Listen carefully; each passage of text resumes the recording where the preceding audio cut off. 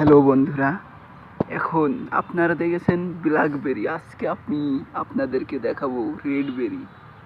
এই যে রেডবেরি, অনেক সুন্দর ধরেছে রেডবেরি। যে ছুঁয়াবো,